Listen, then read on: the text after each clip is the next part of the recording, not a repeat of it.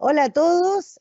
Bueno, junto con saludar, es un honor para mí en esta ocasión presentar la obra del doctor Juan Jorge Faúndez Peñafiel, que se refiere a los horizontes constituyentes, un libro que trata sobre el reconocimiento de los pueblos indígenas en América Latina y particularmente los casos de Chile y Bolivia. Esta obra del profesor Faúndez se ha publicado en Brasil, Curitiba, con la editorial Apris de este año y trata principalmente o busca aportar con claves relevantes para en estos días difíciles y complejos, tanto en el nuevo ciclo contingente, la relación del Estado con el pueblo mapuche, como el proceso constituyente en curso a contar de octubre del 2019. Ya estamos muy cerquita, ¿no? Por ende, aunque el foco son los pueblos indígenas, las reflexiones y conclusiones que ofrece el libro en realidad trazan claves para abordar la cuestión de la exclusión y la inclusión en la región latinoamericana como un fenómeno transversal. En particular, la obra tiene mucha vigencia en días como estos, en el desarrollo de lo que ha ocurrido en Chile desde fines del 2019 y hoy día en plena contingencia. Así, desde una investigación que se basó en el Estado plurinacional de Bolivia como el escenario más relevante del proceso constituyente y de democratización de las últimas décadas de América Latina, también en este libro podemos ver qué ocurre a partir de lo que ha vivido Chile desde el 18 de octubre de 2019, sus causas estructurales y, y cómo surge, digamos, el proceso constituyente en curso, dentro del cual obviamente se debatirá la inclusión de los pueblos indígenas o el reconocimiento constitucional de ellos en una eventual nueva constitución. El libro en ese sentido plantea que los presupuestos necesarios para sostener una transformación política y el reconocimiento de los pueblos indígenas en Chile surge de la vigencia efectiva de los derechos de estos pueblos. Y también identifica los múltiples factores que caracterizan las limitaciones estructurales que impiden alcanzar ciertos escenarios definitivos de profundización normativa, etcétera. La verdad, quisiera invitarlos al comenzar para ver un video de una de nuestras panelistas el día de hoy, que desde Brasil nos comenta la profesora respecto del libro que estamos comentando y que estamos hoy día muy contentos de comenzar a conversar de él. La profesora que nos acompaña mediante video, lamentablemente no pudo estar presencialmente, pero nos ha dejado con mucho cariño este video para que todos lo veamos. Es Silvina Ramírez, quien es doctora en Derecho por la Universidad de Buenos Aires, profesora de Derecho de los Pueblos Indígenas de la Facultad de Derecho de la Universidad de Buenos Aires. Dejamos entonces el video con las palabras de Silvina, que también nos van a ayudar a ir desentrañando todos juntos en esta conversación los misterios y la estructura de este libro tan interesante. Hola, buenas tardes a todas y todos. Quiero agradecer en primer lugar a Juan Jorge por haberme invitado a la presentación de su libro, a las autoridades de la Universidad Autónoma. En realidad estoy triplemente agradecida porque formé parte del tribunal doctoral de Juan Jorge, porque he prologado este libro y ahora puedo estar con ustedes haciendo la presentación. También decirles que en este momento estoy dictando clases en Argentina. En esto de la virtualidad uno puede estar en cualquier lugar, entonces este es una pequeña presentación grabada y espero poder sumarme en la última parte para algún pequeño intercambio de debate que podamos realizar. Pero no quería dejar de estar presente y de también decir por qué me parece que es tan relevante este libro. En primer lugar, Horizontes Constituyentes, el reconocimiento de los pueblos indígenas en América Latina, los casos de Chile y Bolivia, tienen algunos aspectos que enriquecen enormemente el debate alrededor de estos temas en toda la región. En primer lugar, me parece que en todo el texto está patente el esfuerzo permanente de superar la mirada clásica del Estado. Esta mirada clásica que nos enseñan permanentemente en las escuelas de leyes y que es un modelo de Estado monocultural, eurocéntrico, antropocéntrico, que en realidad se dice un Estado igualitario, pero muy lejos está de transformarse realmente en una herramienta para la igualdad. Me parece que en el texto el debate o la crítica o la interpelación a este modelo de Estado está permanentemente presente. En segundo lugar, me parece que ha sido un acierto del autor el llevar adelante el análisis alrededor de las teorías de reconocimiento como un núcleo fuerte. Yo creo que uno puede discutir no solo la selección de autores, sino también dentro de estos autores, Habermas, Honneth, Lechner, puede discutir también sus ideas y podemos tener distintas posturas, distintas interpretaciones. Pero para abordar el tema de los pueblos indígenas necesariamente tenemos que reflexionar y profundizar sobre las teorías del reconocimiento, principalmente porque en nuestros países la brecha de implementación entre los derechos incluidos en el material normativo y su efectiva implementación es cada vez mayor y algo no está funcionando con respecto a cómo los pueblos indígenas y sus derechos son incorporados dentro de las estructuras del Estado. Parece que este tipo de análisis es muy relevante para cualquiera que quiera avanzar sobre el diseño de nuevas instituciones y nuevos estados. Y siempre, y esta es una tercera razón para ponderar este libro y para recomendar su lectura desde ya, con un horizonte pluralista, democrático e intercultural, que en realidad son los grandes desafíos de nuestras propias democracias, que están muy lejos de ser democracias que realmente sean promotoras de un diálogo. Y si hay algo que hace falta alrededor de la construcción de interculturalidad, es un espacio para el intercambio, precisamente para el diálogo. Los casos de Bolivia y Chile, que son aquellos que enmarcan todo el trabajo, son paradigmáticos. Lo fueron en su momento, cuando Juan Jorge elaboró su tesis doctoral, y después de más de un lustro, demuestran que fueron acertadamente elegidos.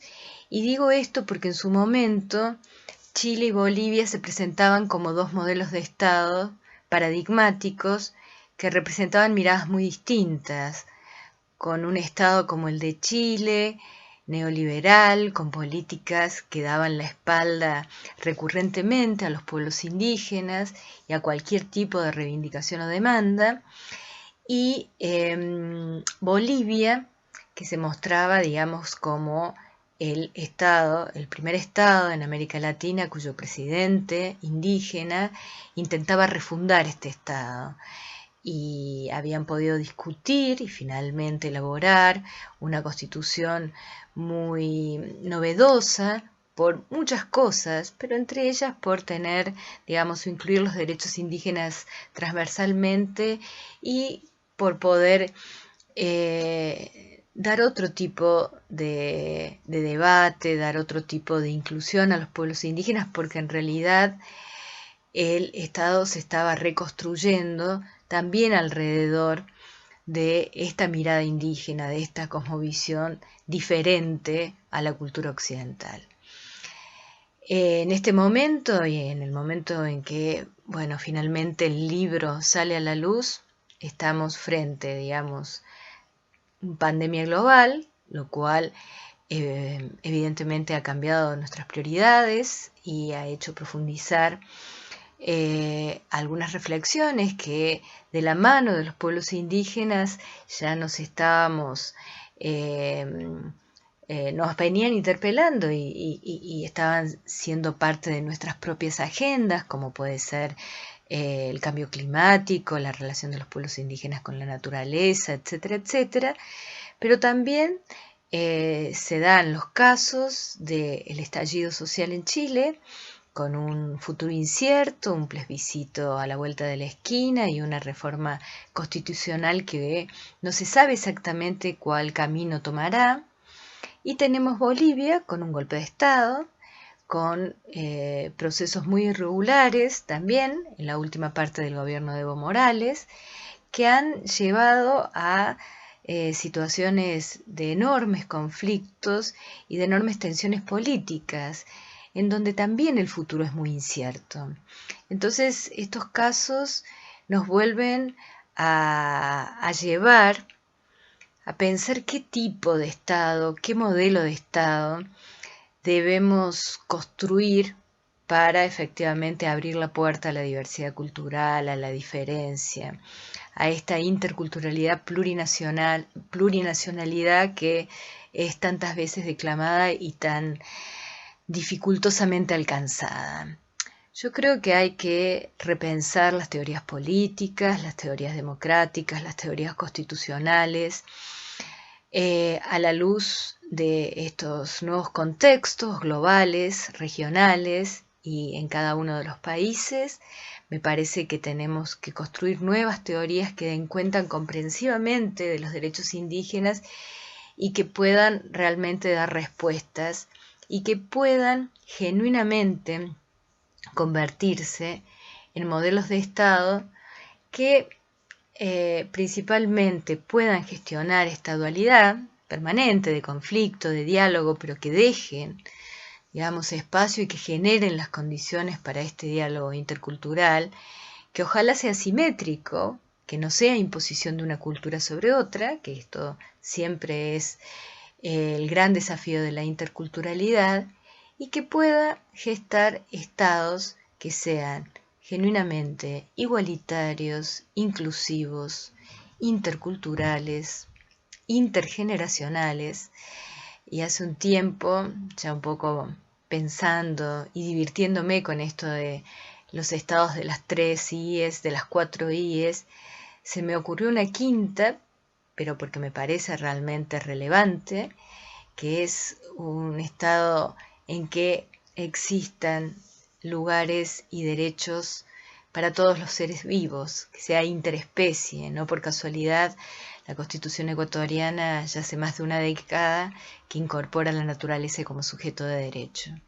Entonces, en este horizonte pluralista, democrático, intercultural que nos presenta este libro y que nos invita a transitar, está esta nueva matriz estatal, este nuevo modelo de Estado que pueda abrir las puertas genuinamente a los pueblos indígenas, no solo a los pueblos indígenas, pero también a distintas miradas del mundo que nos enriquezcan y que permita al menos pensar que otro mundo, que otros mundos son posibles.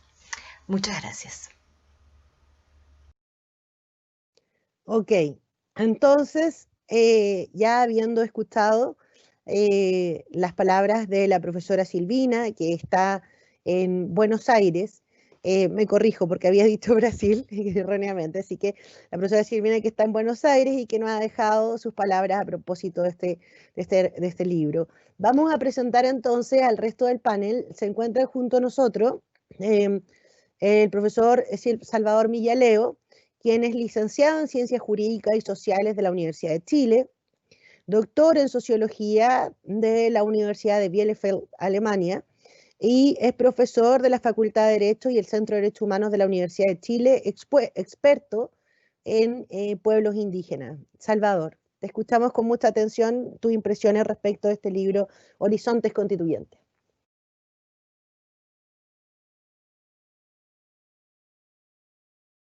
Su micrófono, Salvador. Bueno, muchas disculpas. Bueno, Mari Mari Compuché, Mari Mari Pupeñí, Mari Mari Pulamien. Inche Salvador Millaleo Piñén. Yo soy Salvador Millaleo. Buenas tardes a todas y a todos. Para mí es un honor presentar este libro. Este libro corresponde a una tesis doctoral que requiere, como toda tesis doctoral, un esfuerzo de investigación y, por cierto, de lectura, porque se trata de una investigación mayor, pero que tiene, en este caso, la virtud de ser, digamos, muy apropiada y llegar justo a tiempo a uno de los problemas más difíciles que tiene la democracia chilena, con una comprensión y con propuestas relativas a reconocimiento en circunstancias que, bueno, como hemos presentado en estos últimos meses, no tenemos las herramientas como Estado para afrontar un conjunto de problemas que tienen que ver precisamente con la relación entre el Estado y los pueblos indígenas. Entonces, tiene esta gran virtud este libro, que es una tesis doctoral, de construir, digamos, su propia oportunidad a partir de la profundidad de las reflexiones. Una de las cuestiones más relevantes que me parece en que insiste esta tesis doctoral es la idea de un horizonte, digamos, un horizonte democrático, donde la democracia no se entiende simplemente como una construcción de homogeneidades, eh, digamos, forzadas, digamos, por la necesidad de un pacto social donde cada uno deje de lado lo que es para tratar de vivir en común como un mínimo necesario, sino que donde los mínimos se plantean no realmente como algo exiguo, como lo que nos resta, sino más bien lo que nos permite vivir en conjunto y que supone ese mínimo un reconocimiento recíproco de la otredad, un reconocimiento entre sí, en el cual, digamos, el otro sujeto pueda recibir todo, digamos, en el reconocimiento, todo lo que necesita para existir como otra subjetividad, para persistir, para desarrollarse, en este caso, de los pueblos indígenas, todo lo que requieran las formas indígenas para seguir siendo indígenas. Uno de los factores más complejos de la construcción del Estado en nuestro país y de la política en general es que nuestro país no permite, a diferencia de muchos otros países, efectivamente una doble pertenencia. Esto es que nos sintamos los que somos parte de los pueblos indígenas como parte de un Estado constitucional, un Estado jurídico que nos considere a todos por igual y por otra parte sentirnos también pertenecientes a nuestras culturas, a nuestros pueblos, digamos, con sus culturas ancestrales y con sus proyectos de vida que todavía están vigentes desde la actualidad y que se quieren proyectar hacia el futuro. Uno en Chile tiene que necesariamente, forzosamente, que elegir entre ser un ciudadano chileno o ser un ciudadano o ser indígena, digamos, porque lo indígena es incompatible con los chilenos. Lo indígena, el ser mapuche, no puede subsistir, digamos, realmente en términos legítimos si uno adopta la chilenidad en los términos en que pide el Estado chileno que uno sea chileno. Entonces, nuestro país no tiene habilitado eso y precisamente una visión de un horizonte democrático, pluralista, intercultural, está detrás, digamos, de una propuesta distinta. Y en esta propuesta distinta es precisamente lo que dentro de la teoría constitucional comparada se entendió como el acomodo constitucional. Precisamente la idea de que el otro, para instalarse dentro de un sistema político, el otro que ha sido subyugado, subordinado, no precisa, no debe requerir un Estado democrático renunciar a sus propios patrones de pertenencia, de identidad y cultura grupal para eso, sino que es más bien acomodarse, esto es recibir de parte del Estado todo lo que necesita para continuar con su proyecto de vida de la manera que sea compatible con la forma de vida común, de la manera que sea compatible con los derechos humanos, pero sin tener que renunciar a su proyecto de vida. Entonces, esta visión, digamos, es una visión que nos recuerda que el Estado, digamos, no existe o no puede existir en términos legítimos para priorizar un proyecto de vida determinado, sino que tiene que ser capaz de, respondiendo a los patrones de legitimidad de los derechos humanos, ser capaz de crear las condiciones de convivencia entre todos los grupos y actores políticos que existen en un país, y eso involucra, por supuesto, a los pueblos indígenas como un factor relevante, como una herida abierta, una deuda histórica, que el Estado tiene que ser capaz de crear las condiciones de que se pueda superar dentro de la democracia. Entonces, en este sentido, esta visión es refrescante comparado con las visiones que uno ve en las semanas recientes, donde predomina una visión de orden público, la visión de la imposición del Estado, donde se reclama la lealtad a un orden, cuando ese orden jamás ha tenido un consentimiento ni ha tenido una consideración especial por los derechos del otro al cual se reclama la obediencia política. Entonces, esta visión en este sentido es refrescante. Ahora bien, también es capaz de ver la complejidad en la construcción de este horizonte. El sentido agónico de la democracia a que adscribe esta visión de esta tesis doctoral nos plantea, por supuesto, que los derechos indígenas como elementos o como condiciones, dentro de las 5 condiciones que establecen dentro de este horizonte, son y van a ser siempre un terreno en disputa. Y por ello, digamos, no se pide o no se supone que vamos a reconciliarnos todos por un arte mágico de algún acuerdo mesiánico o acuerdo, digamos, que pueda resultar de la noche a la mañana, sino que vamos a tener que construir a partir del disenso, pero generando espacios de disenso legítimos que se puedan procesar dentro de la democracia.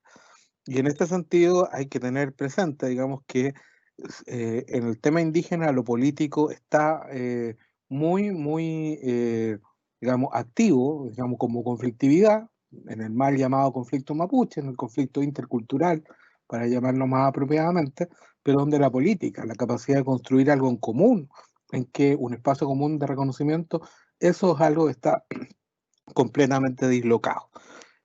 Aquí vale la pena llamar la atención algo que quizás me hubiera gustado que hubiera tenido un mayor desarrollo en esta visión, que es uno de los supuestos, digamos, dentro de los supuestos que de este horizonte democrático, pluralista, intercultural, que es el tema del modelo de desarrollo alternativo.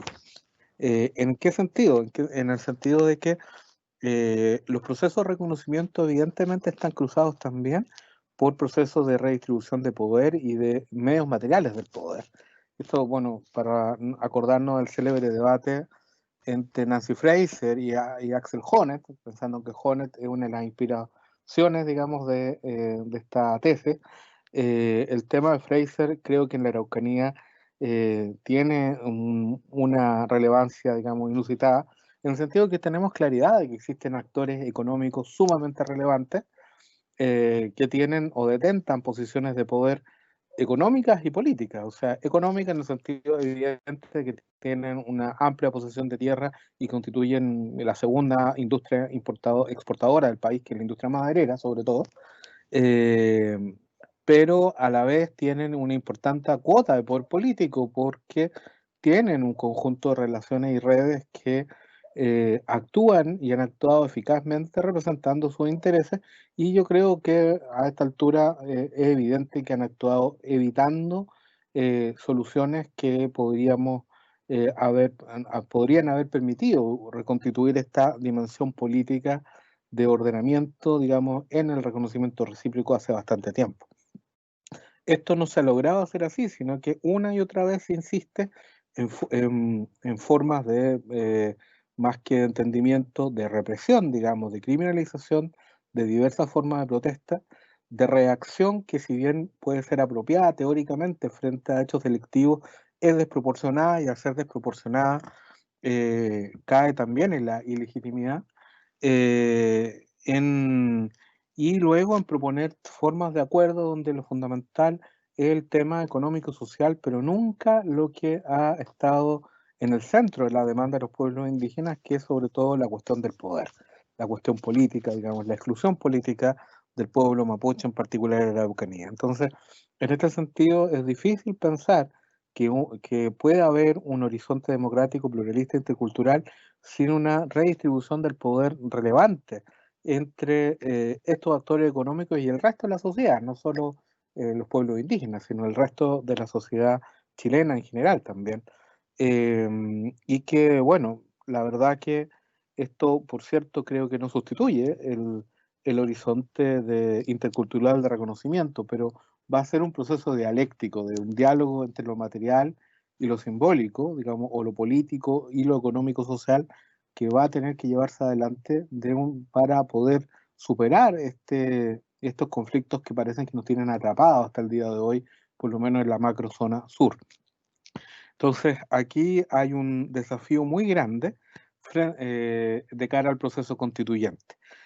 Creo que efectivamente las reflexiones que aportan acá son bases sólidas que uno puede permitir, digamos, a partir de estos 5 elementos o grandes elementos del horizonte democrático, pluralista intercultural, plantearse cómo un proceso constituyente es capaz, tendría la capacidad en Chile de crear estos 5 supuestos. Por supuesto, no son 5 supuestos que solo se vayan a realizar o se puedan realizar en materia estrictamente indígena, sino que tratan temas transversales a una constitución. Por ejemplo, digamos, la saturación, digamos, o la tremenda tamaño que tiene en nuestro orden constitucional el derecho a propiedad y el espacio muy pequeño del Estado para regular la actividad económica, las dimensiones tan exiguas de la función social de la propiedad, la debilidad en la protección del medio ambiente, la inexistencia de mecanismos de democracia participativa, digamos, o digamos la reducida existencia de esos mecanismos, nos hacen, y digamos el centralismo, por cierto, que ha sido debilitado de manera muy exigua hasta el día de hoy en nuestro sistema constitucional, nos hablan de la necesidad de un reemplazo completo de la Constitución, y un reemplazo completo de la Constitución que va a requerir varios elementos transversales donde el tema propiamente indígena va a tener que dialogar con la dimensión arquitectónica del Estado, por ejemplo, cómo se construyen los estados desde las regiones, con la protección del medio ambiente, con la construcción de la democracia participativa, en fin, y desde luego con la sala de máquinas, como Gargarela, cómo se estructura el poder, si va a haber sistema de representación especial, y luego con el tema específico que ha sido parte de las demandas indígenas sempiternas, ya el movimiento indígena, que son los regímenes autonómicos, como la demanda transversal, digamos, que las organizaciones indígenas con distintas estrategias, más apropiadas y menos apropiadas, buscan en la política desde hace 30 años atrás. Entonces, en este sentido, la pregunta es, ¿qué capacidad va a tener el proceso constituyente para realizar estos supuestos, estos elementos constitutivos de un horizonte democrático, pluralista e intercultural?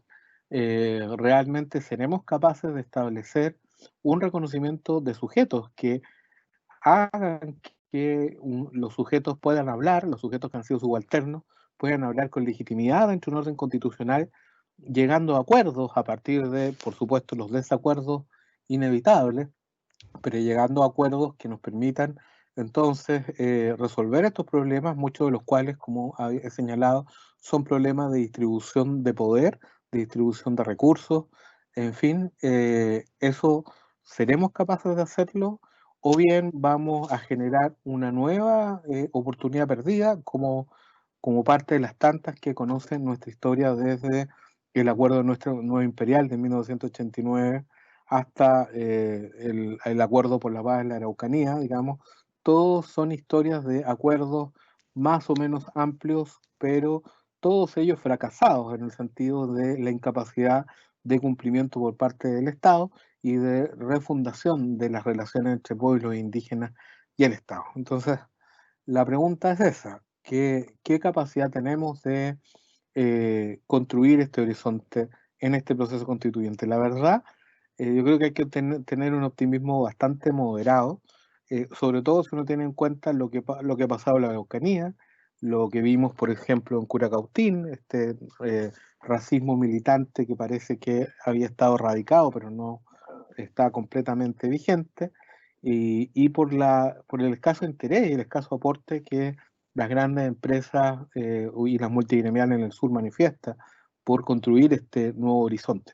Y esto sin siquiera mencionar la fragmentación del mundo indígena, donde evidentemente en los últimos años han ganado un protagonismo producto de las mismas estrategias del Estado, de el enemigo interno. Precisamente los grupos más radicalizados han ganado protagonismo y los grupos más institucionales lo han ido perdiendo. Entonces, con todos estos elementos, yo creo que hay que tener un optimismo moderado en la capacidad de este proceso constituyente, pero sin duda la exigencia ética que uno ve en este libro en el sentido de realizar los derechos humanos en clave intercultural, plantear una democracia que sea reconstituyente, es una exigencia que es insalvable y que vamos a ver las condiciones en que se pueda cumplir.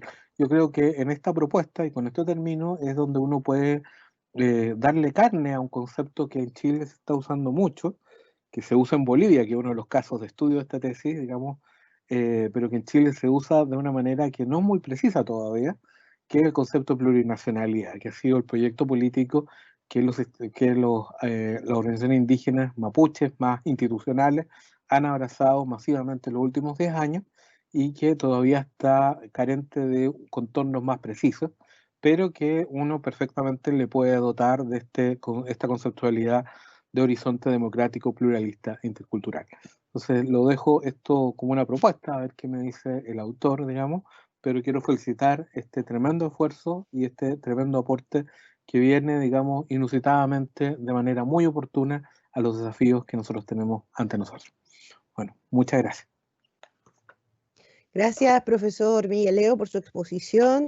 Bueno, plantea bastantes desafíos dentro de un tema que parece ser inagotable, desde distintas perspectivas. Ya conversaremos después y desde ya les pedimos a las personas que nos están viendo que puedan plantear sus preguntas a través del chat, a partir de las distintas exposiciones que los profesores del panel nos van realizando en un tema tan contingente como este.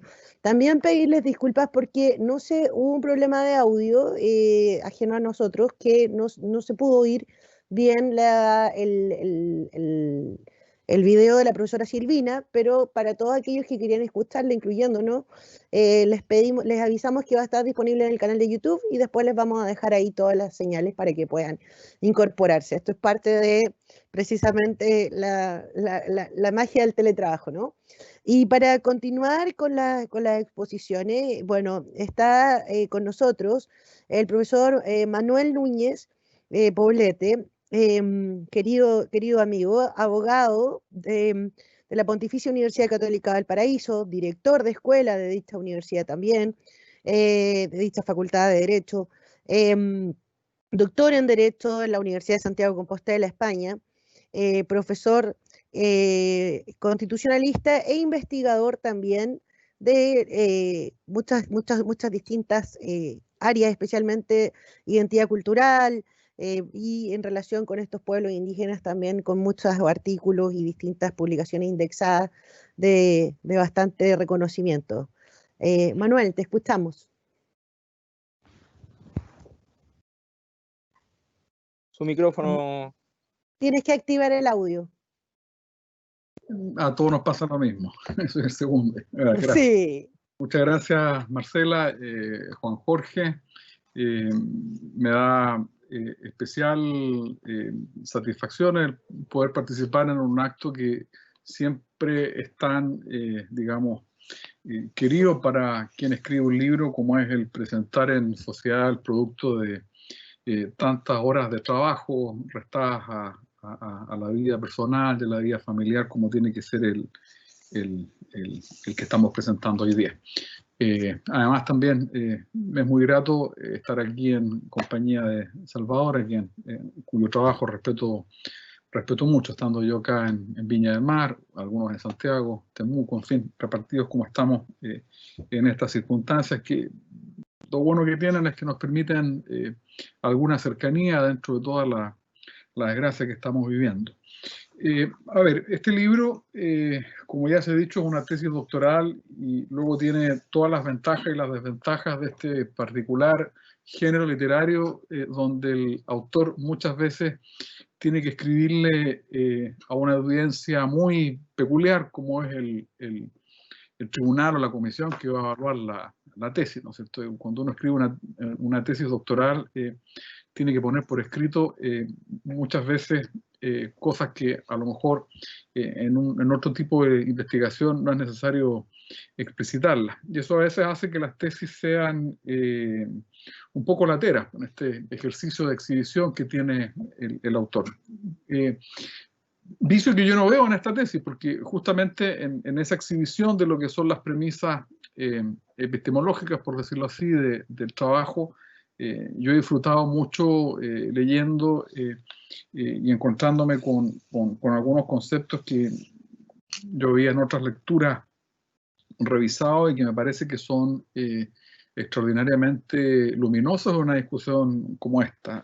Yo recomiendo todos los pasajes en los que Juan Jorge lee, digamos, autores como Honneth, justamente, que se recordaba recién, y se incorporan conceptos que para los juristas muchas veces son ajenos, incluso para los que nosotros, digamos, aquellos de nosotros que nos dedicamos a la teoría política, como es, por ejemplo, la posibilidad de dedicar en varias partes reflexiones acerca del amor como primera etapa de reconocimiento político, que me llamó positivamente la atención en este estudio.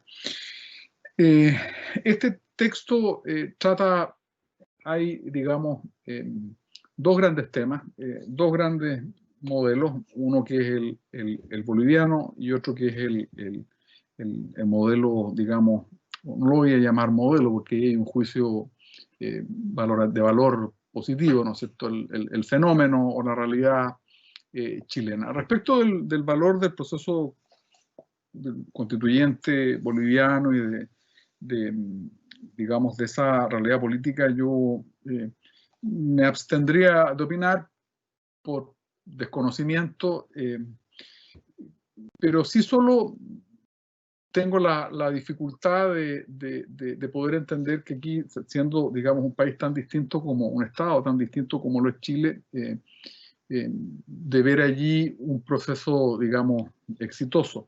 Si uno mira el informe de la visita que hizo la Comisión Interamericana de Derechos Humanos el año pasado, tras procesos graves de violaciones a los derechos humanos y de manifestaciones incluso de racismo como las que se vieron el año pasado durante el segundo semestre allí en Bolivia, uno podría dudar de que se trate de un proceso perfecto. No es la tesis que promueve el libro, pero sí creo yo que es un proceso que tiene, digamos, ciertas distancias con lo que es la realidad chilena. Partiendo por la composición, digamos, etnográfica, allí hay, digamos, un claro predominio de dos pueblos en un pueblo que es mayoritariamente indígena, el quechua y el aymara, que no tendría una correlación, digamos, en la pluralidad de pueblos que habitan Chile. De todo lo que trata el libro, yo quiero centrarme solamente en un tema que me ha parecido interesante. En él me parece que hay un aporte en el trabajo del profesor Faúndez, que es el juego que hace él entre yo diría tres participios, así lo voy a explicar yo. Lo que está preconstituido, lo que está constituido y lo que se va a constituir. Y dentro de lo que se va a constituir, el libro hace repetidas alusiones a los procesos o al proceso de reconstitución, a explicar un proceso constituyente como un proceso reconstituyente. Y ahí es donde me quiero detener, porque creo que allí es donde reside uno de los principales méritos del trabajo al descomponer este concepto, una de las cargas, yo diría, ideológicas de la discusión constituyente, que detrás de esta, digamos, ola que hemos vivido en los últimos años en cuanto a expresión política del deseo de renovación de nuestras bases constitucionales, no ha sido capaz de despegarse de algunos, creo yo, lastres o lechos de Procusto, que son justamente el concepto de proceso constituyente como algo singular, algo único, y de proceso constituyente como manifestación también singular de un poder constituyente. Yo creo que el descomponer el proceso constituyente y explicarlo, como lo hace el libro, de un proceso que tiene dos dimensiones de reconstitución. El libro explica, por una parte, la reconstitución que implica para el Estado nacional, entendiendo reconstitución como un proceso de reconstrucción del Estado nacional. Y en segundo lugar, el proceso constituyente como un proceso de reconstitución de los pueblos que se reconocen. Yo creo que ya en ese solo ejercicio intelectual hay un valor añadido a una discusión que les vuelvo a repetir, y yo creo que podría decir eso y apagar la cámara y largarme, porque creo que es ya un gran valor del libro. Les voy a repetir, creo yo que no nos damos cuenta lo limitante que es la reflexión de ese proceso constituyente singular como manifestación del ejercicio de un poder constituyente radicado en el pueblo, también como un proceso singular. Un proceso constituyente a través del cual se manifiesta su potestad constituyente un único pueblo. El problema está mal planteado desde un inicio para el reconocimiento constitucional de los pueblos indígenas. Yo tiendo a pensar que está mal planteado porque, y en esto creo estar de acuerdo en el texto, no sería uno, sino serían varios procesos constituyentes. Varios procesos constituyentes, no uno. Son procesos yo diría en plural. En lo que se refiere a los pueblos indígenas, en las varias veces que se trata este concepto que el profesor Faúndez vincula con los trabajos de la profesora Irigoyen, del profesor Clavero, para los pueblos indígenas, como decía, tiene una dimensión, por otro lado, que lleva al ejercicio del derecho a la autodeterminación, que es un derecho que está reconocido en mayor o menor medida en el convenio 169 y en las dos declaraciones. Y por otro lado, respecto de los pueblos indígenas, y aquí creo que hay un tema en el que el libro permite una reflexión, me permite a mí en lo personal hacer una reflexión, y es que permite plantearse la pregunta, aunque no la desarrolle, pero yo creo que es interesante para eso, de en qué parte el proceso constituyente puede administrar un poder que no le pertenece, en el sentido de en qué parte el proceso constituyente o cómo el proceso constituyente podría constituir algo que no le pertenece. Y eso que no le pertenece a este proceso constituyente es el ejercicio del poder constituyente del otro lado, diría yo, de la mesa, que es el que le corresponde, en el caso de estudio de este libro, al pueblo mapuche o otro de los pueblos. Está centrado en el pueblo mapuche, pero bien sabemos que no es un problema exclusivo del pueblo mapuche. Allí hay entonces una pregunta que queda, digamos, cuya respuesta queda a través del modo en que el libro bebe de los trabajos de la profesora Irigoyen. Se dice, esto se constituye a través de un pacto, dice, de un pacto entre pueblos, Lo dice 2 o 3 veces a lo largo de todo el libro. Yo creo que ahí hay una clave, que nuevamente, bien entendida, creo yo, echa por tierra nuevamente este lastre tan afrancesado de la discusión constituyente, cuál es el entender que el ejercicio del poder constituyente es un ejercicio, digamos, un proceso singular que da cuenta de la manifestación de una soberanía que también es singular.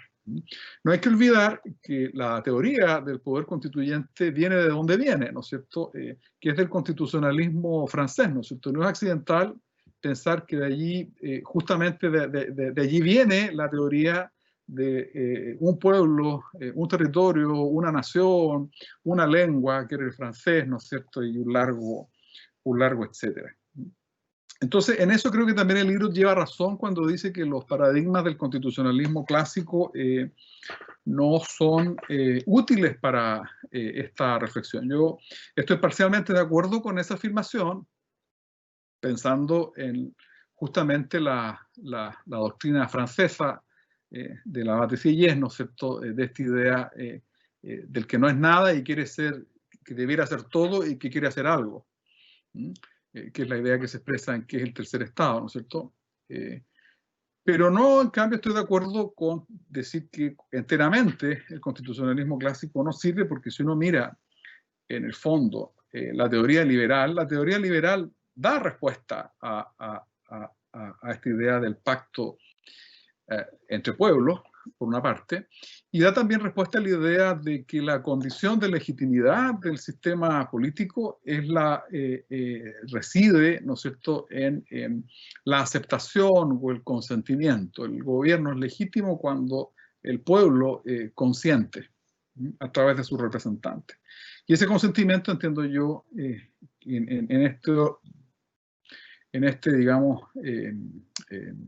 en este proceso en el que nos encontramos, es un consentimiento que se expresaría a través de no un pacto, sino a través de varios pactos.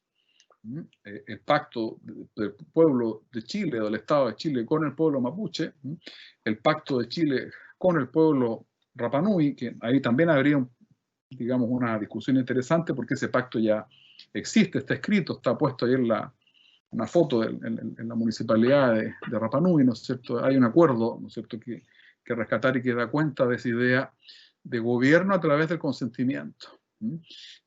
Tanto es así, ¿no es cierto?, que si uno mira la realidad en Nueva Zelanda, lo que hace en esa experiencia colonial es llevar allí un injerto, digamos, que es propio de esta idea lockeana del gobierno a través del consentimiento,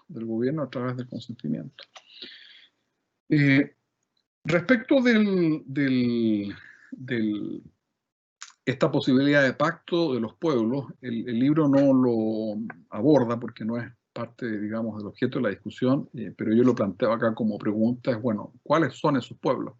La discusión hoy día en Chile peca por una parte, creo yo, de ser famélica, y eso creo yo que son aportes interesantes que hace respecto a este punto el libro de Juan Jorge, pero por otro lado también de ingenua. Yo no creo que uno pueda hablar de pueblos en los mismos términos en que puedo hablar del pueblo mapuche, del pueblo Rapa Nui, del pueblo atacameño, de un pacto constituyente con pueblos que, no digo están en procesos de reconstitución, están en un proceso de reconstitución en el sentido más genuino de la palabra. Estoy pensando en casos, digamos, como podría ser el pueblo chango en el norte, o algunos que han obtenido, digamos, un reconocimiento más reciente en la ley, como el pueblo de Aguita. Entonces, la pregunta es, bueno, en las experiencias exitosas, los pueblos no se, digamos, multiplican como hoy día se multiplican las comunidades indígenas, yendo a los grupos, digamos, a las partes que componen, a las partes legales que componen ese todo. Entonces, yo creo que una pregunta es, bueno, para que un proceso político sea exitoso, la pregunta es, bueno, ¿cuáles son esos pueblos con los que, digamos, el Estado tiene que renegociar sus bases de legitimidad? ¿Son los grandes pueblos, ¿no es cierto? ¿O son pueblos que tienen capacidad de constituirse o reconstituirse en el sentido de volver a través de procesos de reunificación, volver a existir cuando se entendían desaparecidos? Yo creo que ese es un tema que nos obliga a discernir lo que es posible de lo que no es posible, de lo que generaría un conflicto o más problemas en vez de servir de solución. Entonces, para ir cerrando ya estoy creo que en el tiempo, ya llevo 16 minutos, el libro creo que nos obliga, o no, más que nos obliga, nos invita primero a descomponer esta discusión, ¿no es cierto?, esta reflexión que en algunos términos ha sido bastante simplista, ¿no es cierto?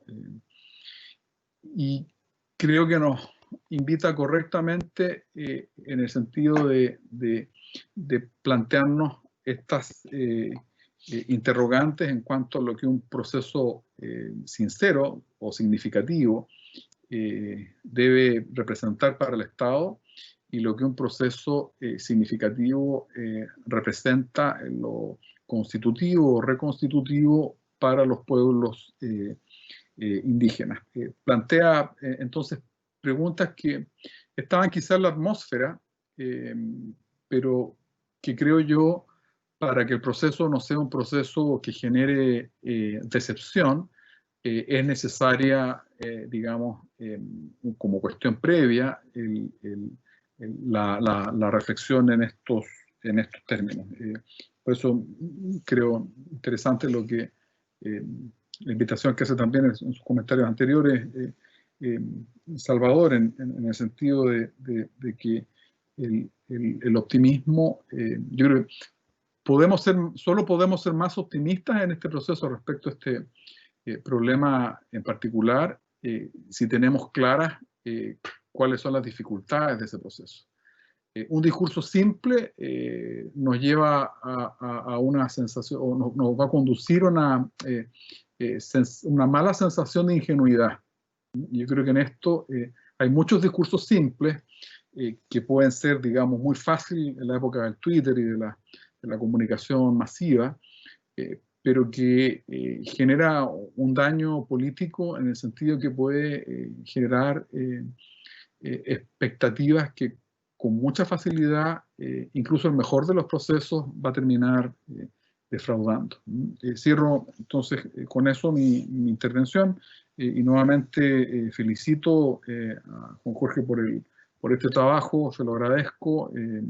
Ojalá que el libro llegue pronto a Chile. Quiero verlo, quiero ver si es grande, si es chico, si puede estar, si me lo puedo llevar al sillón donde siempre leo estas cosas. No me lo puedo imaginar, digamos, físicamente. Cuando uno tiene cierto aprecio por los libros, se hace también ese tipo de preguntas. ¿Cómo será el papel? ¿Cuánto pesará? ¿Viene cosido o no viene cosido? ¿Se me va a desarmar cuando lo lea o no se me va a desarmar? En fin, esas preguntas espero que cuando llegue a mi puerta el cartero, ¿no es cierto?, las pueda prontamente ver respondidas. Muchas gracias. Muchas gracias, profesor Núñez. La verdad que ha sido muy interesante su exposición porque nos deja con varias preguntas, también con algunas coincidencias con el profesor Millaleo respecto de lo difícil que es de repente no considerar la salida más simple para este tipo de conflictos, que la verdad que no son solamente normativos, sino que van más allá de lo solamente jurídico. Por lo mismo, bueno, vamos a dejar al autor del libro con ustedes y vamos a decirle a la gente que aproveche a hacer sus preguntas también a través del chat. Vamos a dejar al profesor Juan Jorge Faúndez, a quien voy a proceder a presentar, aunque ella es profesor de la Autónoma, pero nunca está de más reconocer todos los méritos que tiene. Es doctor en procesos sociales y político en América Latina por la Universidad de Artes y Ciencias Sociales Chile, abogado de la Universidad Austral de Chile, profesor de la Facultad de Derecho de la Universidad Autónoma, integra también el grupo de investigación en Derecho y el claustro del doctorado de la misma facultad. También es profesor visitante en varias universidades, entre ellas la Facultad de Derecho del Centro Universitario de Brasilia, el doctorado de Estudios Políticos de la Universidad de los Andes en Venezuela, Mérida, el Centro de Derechos Humanos de la Facultad de Derecho de la Universidad, de Buenos Aires y de la Facultad de Historia de la Universidad de Sevilla. Y en Chile ha sido secretario ejecutivo de la Fundación Instituto Indígena, secretario ejecutivo de la Cátedra Fray Bartolomé de las Casas, profesor y director de la Escuela de Derecho de la Universidad Católica de Temuco. También ha liderado bastantes proyectos de investigación en el área de intervención social, no solamente jurídica, sobre derechos humanos, grupos vulnerables y derechos de los pueblos indígenas, desde un aspecto antropológico, jurídico, filosófico e intercultural. Sin más preámbulo, entonces, queremos dejar al autor de este libro que nos ha unido para reflexionar sobre este tema tan importante a meses, a muy pocos minutos, muy poco tiempo, digamos, del proceso constituyente, el profesor Juan Jorge Faúndez. Tiene que activar su micrófono.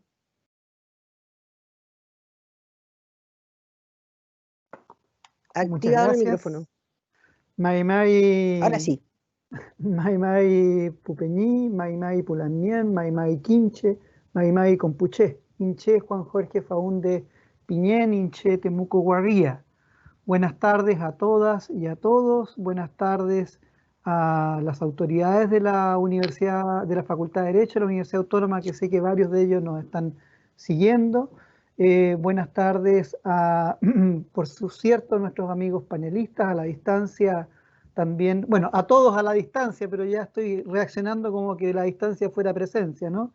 Pero a la mayor distancia a mi amiga Silvina Ramírez, a los distintos invitados que en toda América Latina, algunos en Europa y particularmente en Chile nos acompañan, a mi familia que creo que ha copado las inscripciones para el evento, a los estudiantes que voluntariamente y quizás no tan voluntariamente también participan el día de hoy, a los profesores y amigos de toda América Latina, Chile y quienes nos han acompañado. Voy a dividir estas palabras en dos grandes partes con un entremés de información. En primer lugar, quiero ofrecer varios agradecimientos. Ellos están también indicados en términos un poquito más extensos en el libro. En primer lugar, a mi familia. Este libro es mucho más que un libro. Ha sido un capítulo extenso, muy extenso de nuestras vidas. Cuando partió la aventura de este doctorado, bueno, partió dos veces, partió el 2006, pero en términos reales y concretos partió el 2009. Los privé de tiempo, de dedicación, en proporciones que no son imaginables, quizás otros que han pasado por estas tareas doctorales las puedan suponer, pero además aumentaron en el tiempo y lo peor de todo que son la base de promesas incumplidas porque esas pérdidas creo que no han sido suficientes de reparar. Lejos yo creo que han aumentado las pérdidas con los años, ¿ya? Así que no me queda más que dedicarles el trabajo y agradecerles profundamente el amor a mi familia que me han expresado a lo largo de todos estos años y incluso frente a contingencias y problemas enormes que hemos tenido que soportar. En este mismo sentido, como digo en las palabras iniciales del libro, le dedico el libro a mis hijos e hijas, que son la expresión viva de mis utopías, ¿no? Creo que mis utopías, y espero, ¿no?, que ese pacto entre pueblos, ese horizonte democrático, pluralista, intercultural que se propone en el trabajo, sea ese horizonte lo puedan vivir de alguna manera mis hijos. No puedo agradecer a todas y a todos los que de verdad han tenido algo que ver en el trabajo. A modo de anécdota les puedo comentar que cuando escribí los primeros agradecimientos de la tesis doctoral, ni siquiera del libro, eran 12 páginas, ¿ya? Hoy día el libro tiene 3 páginas de agradecimiento y no podría ocupar todo ese tiempo aquí por las limitaciones que tenemos y porque me imagino que esperan que también algo pueda decir de la obra. Pero hay entrevistados, están quienes me ayudaron en la búsqueda de fuentes, lista larga de ayudantes, asistentes de investigación, secretarias y un montón de gente que siempre, mucho más gratuitamente, o casi todos gratuitamente, estuvieron en ese trabajo, y los que no fueron gratuitos dedicaron un tiempo que es imposible de poder cubrir ni retribuir de alguna manera.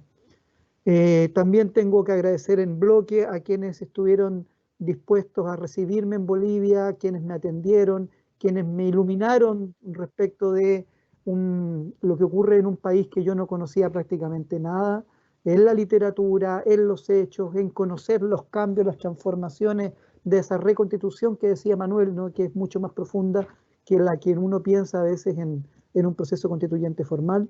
A todos ellos debo muchísimo.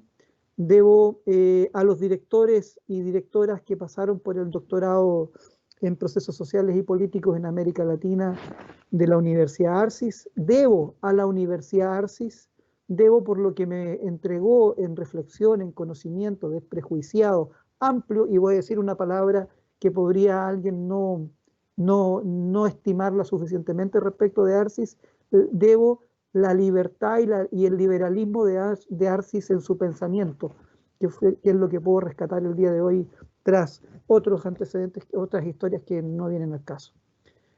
Por cierto, debo también a un montón de gente que me apoyó en las revisiones unas y otras respecto del libro. Tengo que decir que este libro tuvo 4 intentos editoriales en países diferentes que no llegaron a puerto por diversas razones. Un ofrecimiento en Venezuela que finalmente no prosperó porque vino acompañado con la propia crisis venezolana, en Sevilla, en Chile, y finalmente encontró tinta en Curitiba.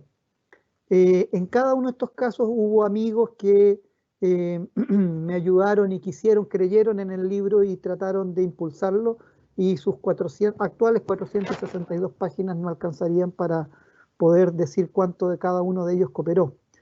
Como dijo en este sentido algún crack musical, gracias totales, ¿no? Yo creo que a todos ellos.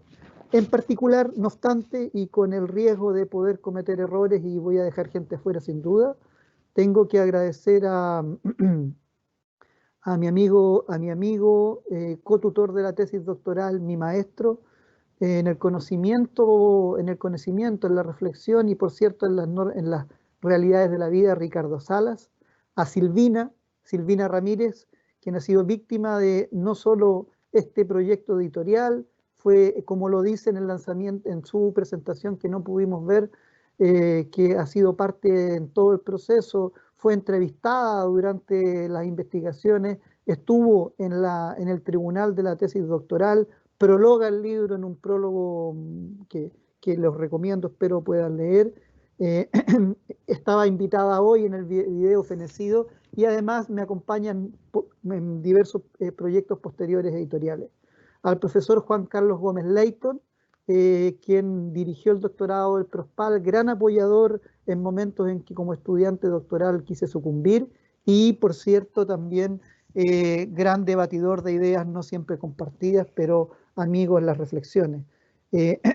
También quiero agradecer a mis amigos Alberto, David, Vladimir, Cristóbal, que son varios de quienes creyeron en el proyecto editorial, y a la gente también en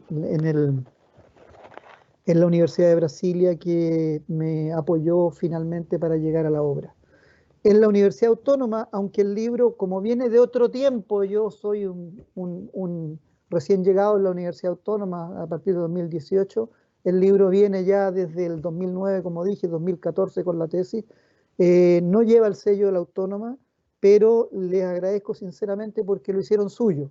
Este mismo lanzamiento, este tremendo esfuerzo de lanzamiento en tiempos de pandemia, es gracias al respaldo de la Universidad Autónoma de Chile, de su Facultad de Derecho, el decano Sebastián Bozo, el vicedecano de Temuco, Francisco Lubetich, la directora del Instituto de Investigación en Derecho, Andrea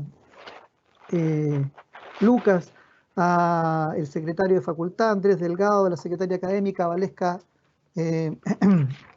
Rivas. Finalmente, bueno, tengo que dar las gracias también de corazón a nuestra moderadora Marcela, a los 3 panelistas, Silvina, Salvador, Manuel, con quienes algunos nos acompañan historias largas. En el caso de Salvador nos venimos conociendo en este proceso, pero a todos ellos agradezco sus palabras respecto de la obra, agradezco las reflexiones, agradezco algunos desafíos que tomé nota para el diálogo posterior, que sin lugar a dudas van a contribuir a la reflexión. Finalmente, agradezco a mi mamá y a mi papá. Ellos sembraron un montón de cuestiones que me permiten pensar hoy, que me permiten pensar, por cierto, diferente a ellos. Agradezco muy profundamente a mi madre, quien le agradezco sus lágrimas, protegiéndome en tiempos de políticos difíciles, quien curó mis heridas, me atendió en una adolescencia precoz políticamente, pero sin lugar a dudas que ahí puso un corazón que es lo que me permite pensar de cierta manera el día de hoy. A mi padre, de una humildad a veces compleja y difícil, pero él me acompañó en lecturas de este libro, me acompañó en debate de ideas y además es uno de los correctores de estilos finales, lo que valoro y agradezco muchísimo. A mi hermano Cristian, que junto a mi padre me apoyaron en los diseños de la portada, en ideas matrices que no son los de la portada, pero que germinaron en las ideas del diseñador final. Sin esas ideas matrices, en medio de la pandemia, aprendiendo de diseños y programas, todo online, lograron llevar a la portada del libro que hoy día ustedes conocen. Son muchos más, todos tienen un pedazo de mi corazón. No tengo más líneas para los agradecimientos, pero como digo también en la obra, gracias, por cierto, al Walmapu y su gente. Chertumay. Ese es el primer momento de esta parte. Mi segundo momento es mucho más concreto y contingente, práctico, y que no responde las preguntas de mi amigo Manuel, pero sin duda espero que aporten a mitigarlas sobre la materialidad del libro. Voy a compartir la pantalla para que vean dónde está el libro hoy día, mientras les cuento un par de... Entiendo que están viendo ahora la pantalla en Amazon. ¿Ya? Si no la ven, que alguien grite, levante la mano y diga no se ve, pero se ve. Ok. El libro, les contaré que está editado en la ciudad de Curitiba, como se dijo al principio. Producto de la pandemia, no ha logrado llegar a Chile aún. Está disponible en Amazon, está disponible en la página de la propia editorial Apris, ¿ya? Y de lo que yo pude corroborar, a lo menos en versión ebook, y probablemente pronto también se puede pedir por esa vía para que llegue en papel a Chile antes que lleguen los libros que yo espero tener y la distribución de la propia editorial. En todo caso, si cualquiera de ustedes estima necesario tener un acceso a la obra, pueden conversar conmigo, me pueden escribir y yo espero solucionarles su acceso directo, y ahí lo conversamos, pero es posible también, si alguien por temas académicos quiere acceder a él, lo podemos ver. El papel, querido amigo Manuel y queridos amigas y amigos, esperará para todos y me incluyo. Ahora bien, sobre el libro no quiero explayarme porque ahora cada vez que digo que no me voy a explayar mis amigos tiemblan, particularmente Silvina sería alguien que se estaría riendo de eso, ¿no? Pero sí quiero plantear por lo menos dos grandes claves que tienen que ver con mi propia entrada al libro, ¿no? Por una parte, una pregunta que fue inspiradora y que tiene que ver con algunas de las cuestiones que se preguntaban los presentadores. La primera pregunta es que en toda América Latina, con mejores o peores estatutos de derechos para los pueblos indígenas, en sus constituciones, en las reformadas, en las nuevas, en las más o menos plurinacionales, también en las omitentes como la chilena, por medio de tratados internacionales, se han alcanzado concretamente nuevos estatutos de derechos para los pueblos indígenas. Sin embargo, existe un reclamo común y constante de los propios pueblos indígenas que dice más o menos así: nos reconocen derechos, pero ¿por qué no se respetan esos derechos? Esa fue una de las preguntas que inspiró el trabajo. ¿Por qué, aunque hayan enormes diferencias entre el caso boliviano y el caso chileno, el brasileño, el peruano, el colombiano, cortes constitucionales mucho más potentes como la de Colombia, otras, insisto, constituciones que no dicen nada, otras que tienen montones de artículos? El reclamo suele ser el mismo: no nos respetan los derechos reconocidos. Esa pregunta sobre la vigencia de los derechos condujo a la propuesta de la investigación, a la misma hipótesis que aparece en el trabajo, y me permitió tratar de presentar fundadamente un conjunto de presupuestos, como decía Salvador, 5, pero que en realidad se pueden armar y desarmar en realidades mucho más dispersas, que entiendo son necesarios para pensar la posibilidad efectiva de la vigencia de los derechos de los pueblos indígenas, del reconocimiento, ¿no? En ese sentido, como bien también decían ambos panelistas, para salir de la ingenuidad y poder pensar que un reconocimiento con vigencia efectiva de derechos es tremendamente complejo y puede ser en alguna medida, y creo yo en el corto plazo, en las décadas presentes y con alguna probabilidad ocurra en el próximo proceso constituyente, no es posible en un sentido absoluto, ¿ya?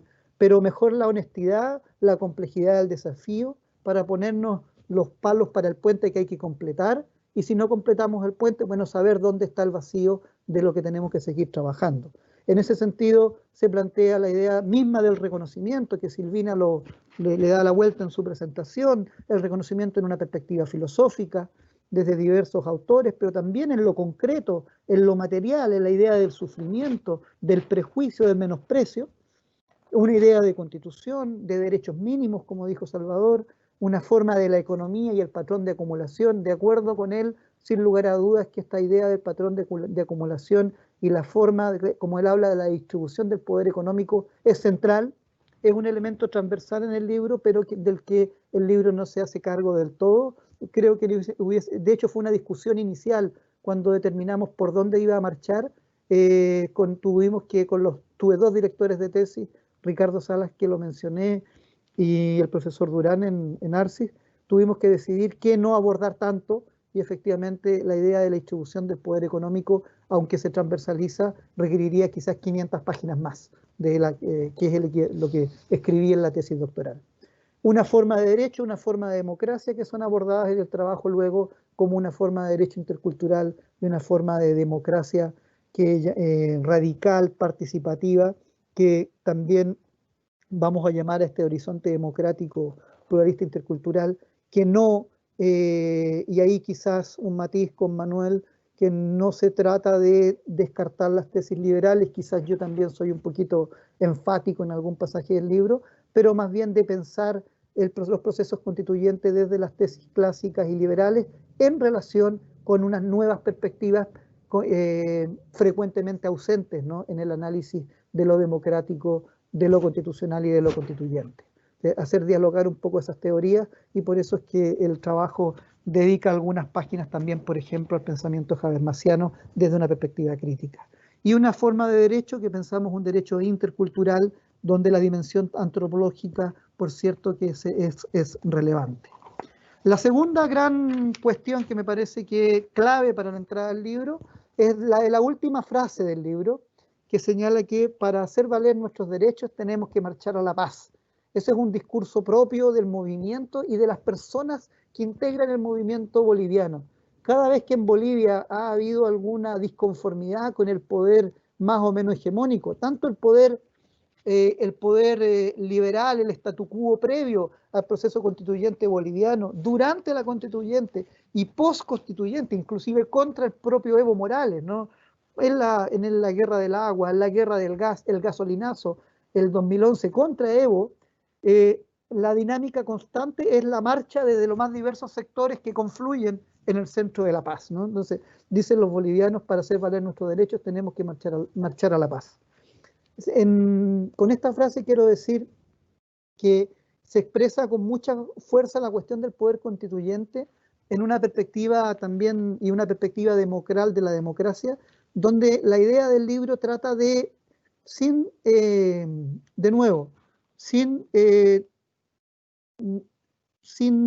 negar la mirada clásica del poder constituyente originario y derivado, a lo menos avanzar más allá de esta mirada binaria para una mirada donde el poder constituyente es performativo del instituido en estos tres tiempos que decía Manuel, que tensiona al poder instituido, que incluso lo desestabiliza, pero que al mismo tiempo es la paradoja de que le da vida a la democracia, como se plantea desde la perspectiva de Rancière. Es decir, un proceso y un Estado es más democrático en la medida que ese poder soberano inicial no abandona del todo su demanda constante, la disputa por sus derechos que consiguió en el proceso constituyente y que sigue procurando ejercer y defender en el postconstituyente institucional, ¿no? Es una paradoja en que finalmente la democracia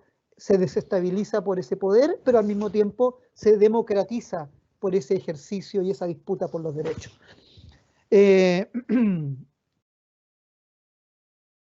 Como se dijo en la introducción, me parece que el libro, si bien se focaliza en la cuestión de los pueblos indígenas, procura ofrecer claves para la comprensión de los procesos democráticos, y tuvo bien a ver caer en la víspera de nuestro proceso constituyente. Aquí solo una anécdota, ¿no? El libro, como les decía, tuvo 4 procesos que no lograron concretarse. Además, debía haber estado mucho antes de la crisis de octubre, debió haber estado en marzo, vino el COVID, finalmente está ahora, pero como son las vueltas de la vida, vino a caer en el momento en que efectivamente espero pueda hacer un aporte. Como se dijo, el libro miró a Bolivia como un estado donde efectivamente parecía ser que la propuesta democrática constituyente era una de las propuestas más avanzadas. Comparto con Manuel que efectivamente este proceso nos mostró que la democracia también vive de retroceso. ¿Ya?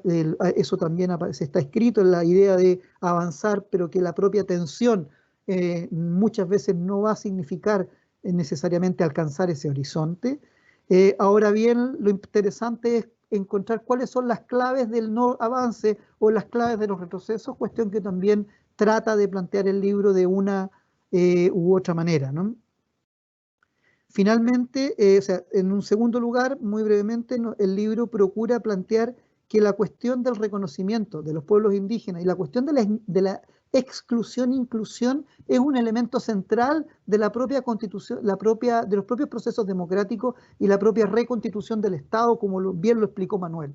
Por tanto, cuando tenemos en el caso chileno un proceso preconstituyente o constituyente, donde todavía estamos debatiendo si los pueblos indígenas van a tener un espacio en particular, ¿ya? Nos está diciendo que tenemos que a lo menos dudar, ¿no?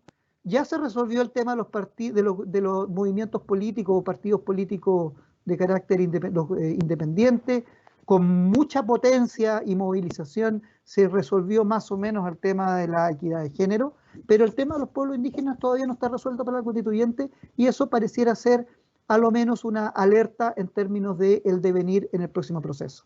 Finalmente, plantear que, como se dijo también en alguna medida, esta dualidad de conflicto y diálogo son elementos propios que tenemos que pensar, que nos invitan a pensar en el devenir constituyente. Desde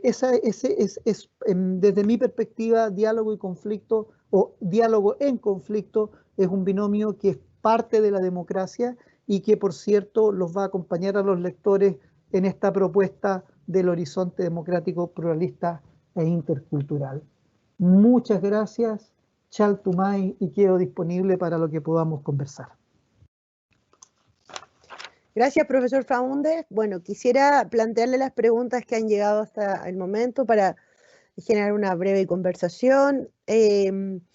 Primero, la primera pregunta que tenemos es de la gente que nos está viendo. Cuando hablan del reconocimiento, comillas, de los pueblos indígenas, ¿a qué se refieren? Es decir, ¿qué buscan o qué es lo que quieren del Estado? Esa es la primera pregunta. Voy a plantear la otra pregunta y luego después cualquiera, el que quiera del panel puede contestar, ¿no? ¿Y qué peso, con toda la libertad, qué peso tendrá el reconocimiento de los pueblos indígenas en la discusión constitucional en un escenario de reforma? Yo creo que dentro del proceso constituyente, querrá decir.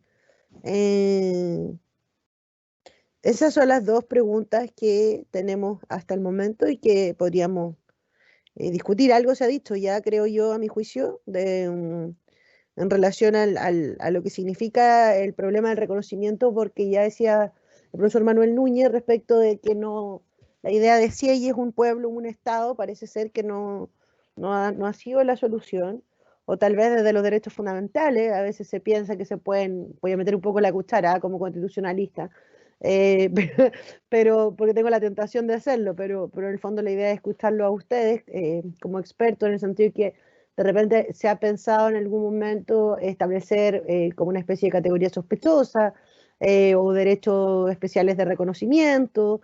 No sé, en ese sentido, ¿cómo lo ven ustedes? Mira al proceso que tenemos delante, enfrente nuestro ya. No sé quién quisiera comenzar.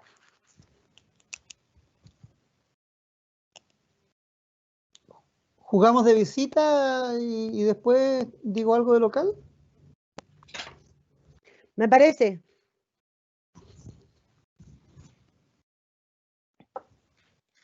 Profesor Núñez, tal vez.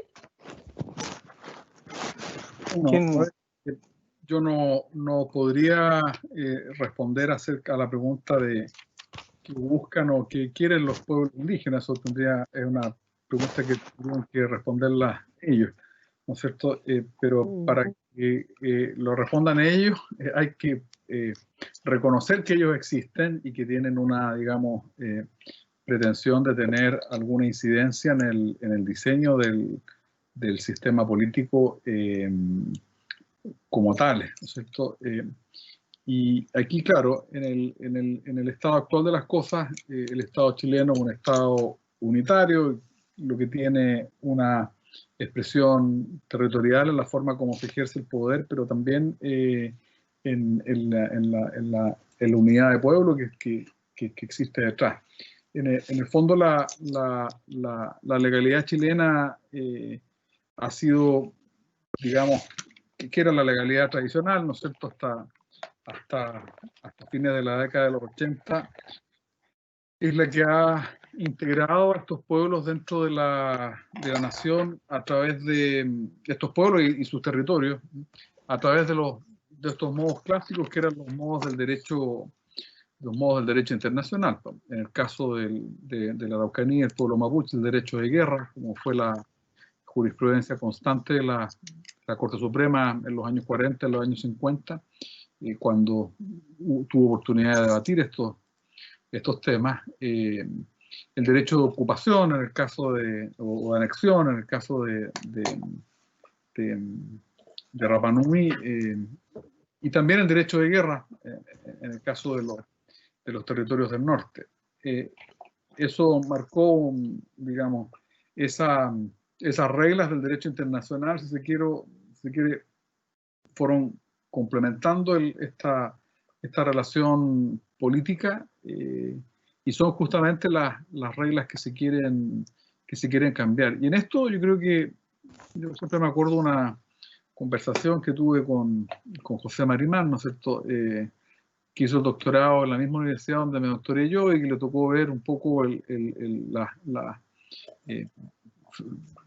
modelos de estados regionales en Europa, y quizá allí hay buenas fuentes de donde beber también para este tipo de soluciones, guardando, digamos, mutatis mutandis, ¿no es cierto? No es que esto implique la destrucción, ¿no es cierto?, del Estado de Chile, sino su complejización o su descentralización política que va desde los estados de las autonomías hasta, ¿por qué no decirlo, formas federales, ¿no es cierto? Los problemas territoriales en Chile no los tenemos solamente con los pueblos indígenas, ¿no es cierto? Hay problemas territoriales que se han expresado, yo que sé, en Aysén, en la Calama no indígena, en Arica. Ese es el problema de la distribución territorial del poder, está en crisis, que requiere seguramente de un proceso de revisión. Y en eso hay fórmulas que, como les digo, van desde la descentralización política expresada en los estados regionales hasta fórmulas más radicales de federalismo, que sería interesante conversarlas. ¿Por qué no? Los libros de historia nos dijeron que esos eran experimentos del siglo XIX, que estaba muy mal, en fin. Bueno, a lo mejor esta es hora de volver a conversarlo.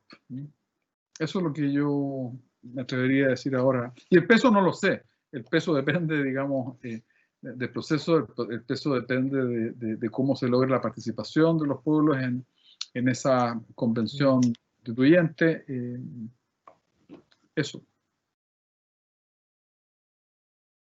Gracias. Profesor Salvador Villaleo, algo Sí. que respecto a estas dos preguntas, no sé si las escuchó o prefiere que se las repita. Sí, no, la escuché. No, en primer lugar, respecto a qué quieren Perfecto. los pueblos indígenas en el proceso constituyente, la verdad que no es ningún misterio. Recordemos que acá, durante el gobierno anterior, hubo un proceso preconstituyente, un proceso preparatorio que tuvo una fase participativa, incluso tuvo un procedimiento especial para pueblos indígenas.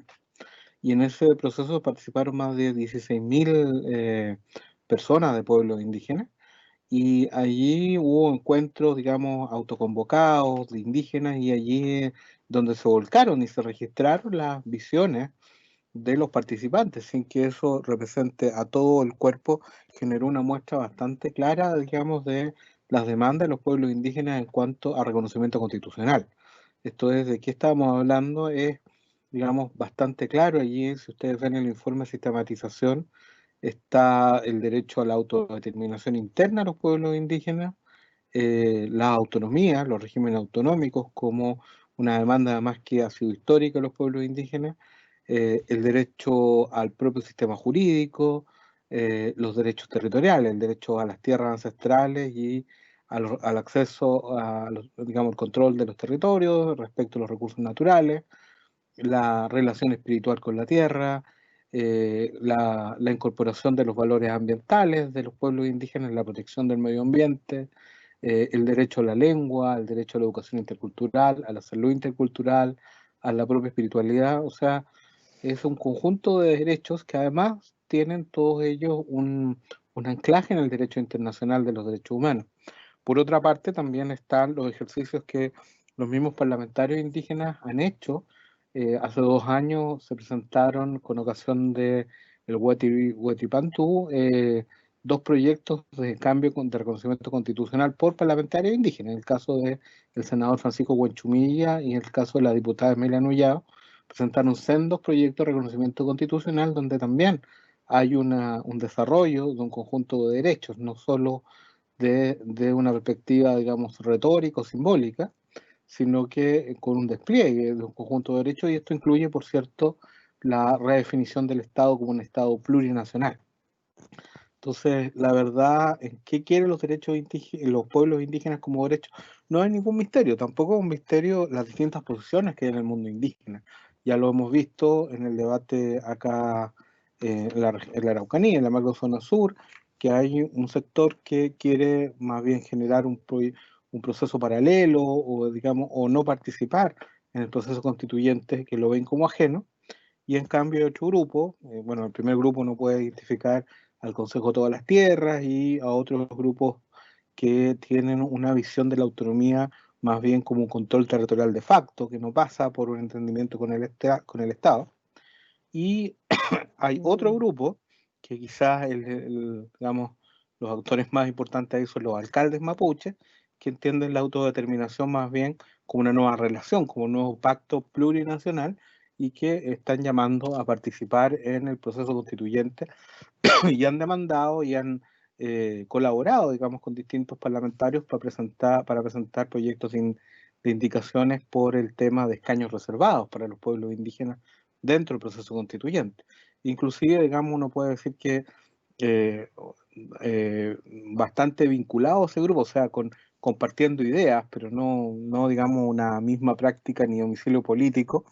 Incluso ciertos grupos mapuches de derecha, como INAMA o el Consejo Político Mapuche de Chile Vamos, comparten ciertas ideas de participación incluso en contra de las élites de los partidos de su propio sector. Entonces, la verdad, creo que hay un núcleo bastante fuerte de organizaciones indígenas que quieren participar en el proceso constituyente, pero quieren hacerlo como actores, como protagonistas, no como espectadores, simplemente.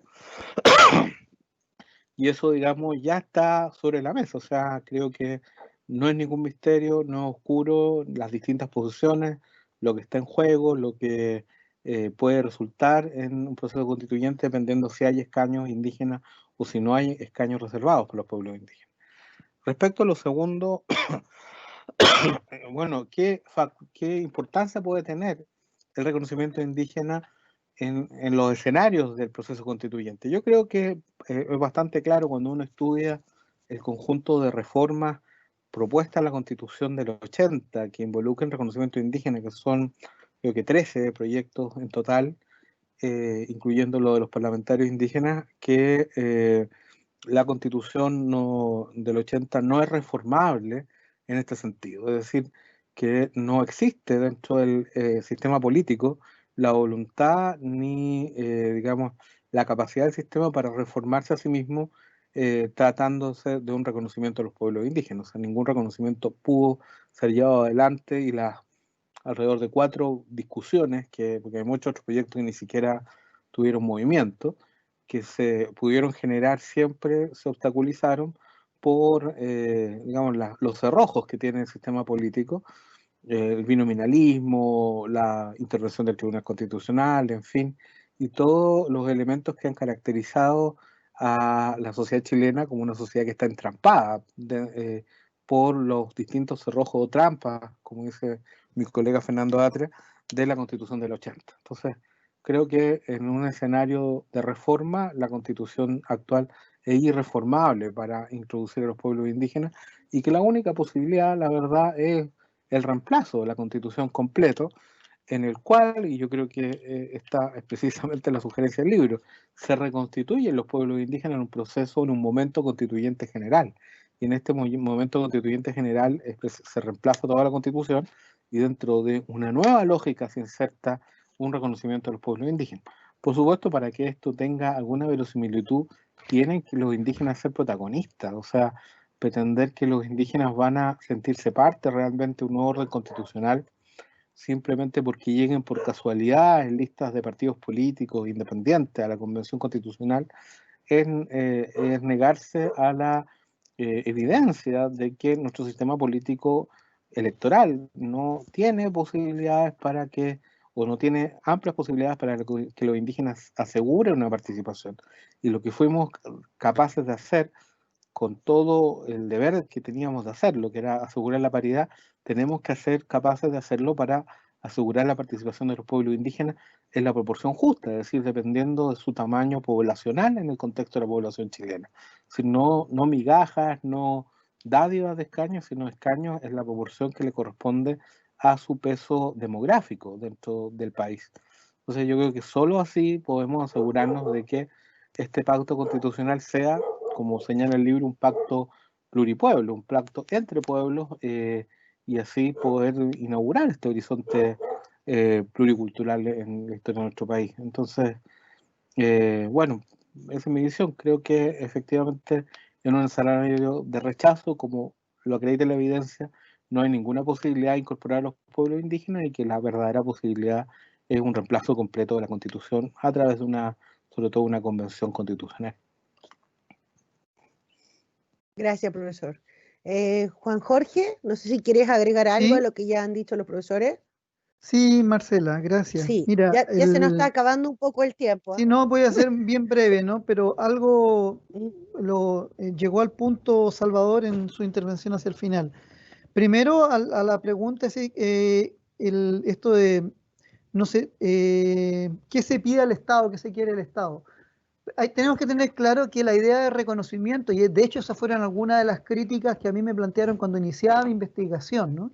¿Ya? Es que la idea de reconocimiento no debiéramos nosotros por lo menos, ¿no? Y es la visión que procuro formular, entenderse como un acto de voluntad del Estado. No estamos hablando de un acto de voluntad. O sea, de hecho, el mismo concepto de reconstitución tiene que ver más bien con un acto de transformación como sociedad que damos lugar a un nuevo Estado, ¿no? Creo que nuestra sociedad, me parece, y algunos lamentables sucesos que explicaba Salvador, pero además la historia larga, inclusive hasta la historia, en realidad, la historia corta diría Bengoa, ¿no? Pero la historia larga en el sentido de nuestro país institucional, a lo menos de 1818 en adelante, y que probablemente debiéramos decir acá 1870, 80, 81 en adelante, es una historia de una sociedad que no cuaja. Es una sociedad donde el racismo sigue presente, donde no logramos cuajar como este horizonte o este estado plurinacional hacia el que queremos llegar. Por lo tanto, el reconocimiento no es un acto de voluntad del Estado, es un acto en aquel en que como sociedad, en base a la correlación de fuerzas que explicaba Salvador, logramos reconstituir. Ahora, la posibilidad del fracaso siempre está a la vista. O sea, son condiciones complejas. El Estado sí tiene un rol, tiene el rol de asegurar las condiciones de existencia de todos los pueblos indígenas, pero también en la idea de la inclusión para generar ese proceso constituyente en un sentido democrático profundo, tiene que resolverse la cuestión de las identidades en las textualidades de género, la exclusión en el sentido de los pobres que no tienen voz, los pueblos indígenas, los migrantes que hoy día han venido a reformar nuestra propia forma de relación, etcétera, ¿no? Esas son las cuestiones que tienen que resolverse para que cuajemos y poder pensar en el reconocimiento mucho más que en un acto de voluntad. Y después a la segunda parte sobre el peso y además qué se quiere. Bueno, el peso va a tener que ver con esa capacidad de correlación de fuerzas. Si no hay una participación efectivamente intercultural, como lo digo en el libro, en la lógica de igual posición de poder o posiciones de poder equivalente de los distintos pueblos, es muy difícil que pensemos en un reconocimiento que responda a la primera pregunta, ¿no? La de la vigencia de los derechos. ¿Y sobre qué derechos? Lo explicó con latitud Salvador, están en los estándares internacionales en materia de derechos humanos, en los instrumentos, en las propuestas, etcétera, así que no me voy a alargar con eso. Como ya no tenemos tiempo, quiero volver a dar las gracias a todas y a todos, particularmente a los panelistas invitados, a Manuel, Salvador, a mi amiga Silvina, digamos que no pudimos escucharla con la intensidad que esperábamos. Eso, muchas gracias. Bueno, para cerrar entonces, bueno, ha sido un interesante encuentro, quedaron algunas preguntas en el tintero, pero agradecemos a todas las personas que nos hayan seguido en esta transmisión, luego va a quedar el video también disponible. Agradecer, por supuesto, al profesor Salvador Millaleo por su visión que nos edifica a nosotros como constitucionalistas, escucharlo para poder ir viendo también la otra realidad, o la realidad de que a veces no nos acercamos a dialogar. Yo creo que la manera de construir a partir de los disensos, como él dijo, tiene mucho que ver con el diálogo, pero un diálogo real, constructivo. Y tal vez eso es lo que está faltando en nuestras democracias. Luego, agradecer también, por supuesto, al profesor Manuel Núñez por su participación tan completa, oportuna, como siempre, y también muy clara respecto de aquellas dudas que puede generar estos desafíos, que de repente no sé si Juan Jorge se va a animar a podríamos ponerle al próximo Juan Jorge, la segunda edición, te animo yo, a ponerle desafíos constituyentes en vez de horizontes constituyentes al próximo libro. Y agradecer a Juan Jorge también por la invitación, por el cariño, por el hecho de haberme incorporado esta vez como moderadora, que me ha encantado. Ha sido mucho más grato que cuando me toca exponer, así que feliz de acompañarlos y también de saludar a todas las personas que nos están acompañando, agradecer a la Universidad Autónoma en Temuco, a todas las personas de allá, también a nuestra Facultad de Derecho, al Instituto de Investigación. Y bueno, agradecer esta novedad de un tema que es siempre nuevo y siempre antiguo. Ojalá que podamos resolverlo. Así que un abrazo para todos y muchos saludos. Que estén muy bien y damos por cerrada esta transmisión. Muchas gracias. Hasta luego. Que descansen.